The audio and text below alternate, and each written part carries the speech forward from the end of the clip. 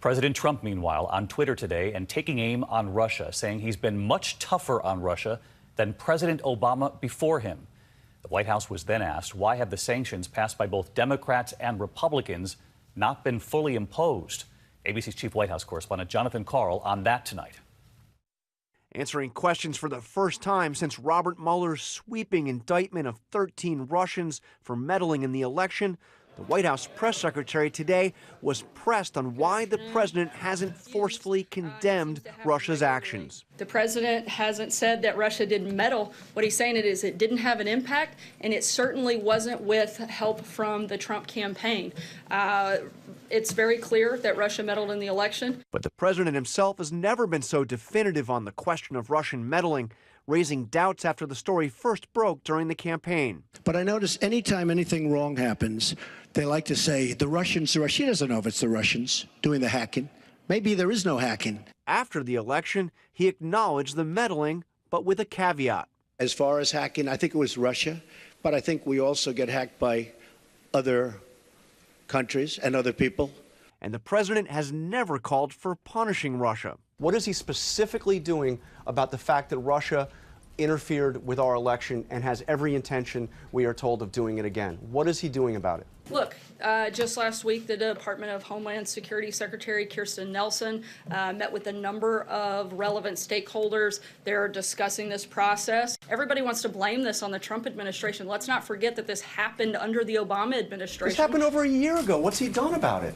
We have spent a lot of time working on cybersecurity, focusing on protecting the fairness on our elections. Most recently, the president has criticized Barack Obama for not responding to the meddling. As for Putin, he has suggested the Russian leader is sincere in his denials. I believe that he feels that he and Russia did not meddle in the election. As to whether I believe it or not, I'm with our agencies, especially as currently constituted with their leadership. He hasn't even called out Putin. He criticized Obama. He criticized the FBI. He didn't even criticize Vladimir Putin. He has been tougher on Russia in the first year than Obama was in 8 years combined. Congress slapped sanctions on Russia last summer, but the president has yet to fully implement them.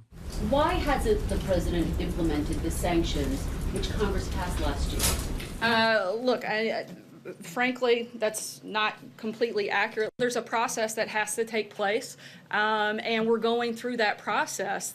So let's get to John Karl with us live tonight from the White House as well. And John, those sanctions were passed back in July with overwhelming bipartisan support. About 7 months later now, the White House still has not fully implemented them? The secretaries of State and Treasury have said that the sanctions are coming, and you heard the press secretary say that they've begun that process. But, David, the bottom line is that those sanctions have still not been fully implemented. And, John, in the meantime, another issue that came up late today, the White House also pressed on the newly announced restrictions on West Wing officials working with what's called a temporary security clearance. Their access to classified information, they say, will now be limited. And Sarah Sanders was asked what that will mean for Jared Kushner, who is still unable to obtain a full clearance. Take a listen. Does he not need classified information to do his job? I can't answer whether someone has security clearance or not, as we've addressed many times before, but I can tell you that nothing that has taken place will affect the valuable work that Jared is doing.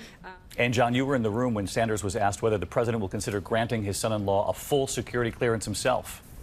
She said that she has not directly asked the president that question, but we heard from her and also today from the Chief of Staff, John Kelly, both saying that regardless of what happens, Jared Kushner will continue to be able to do his job here at the White House.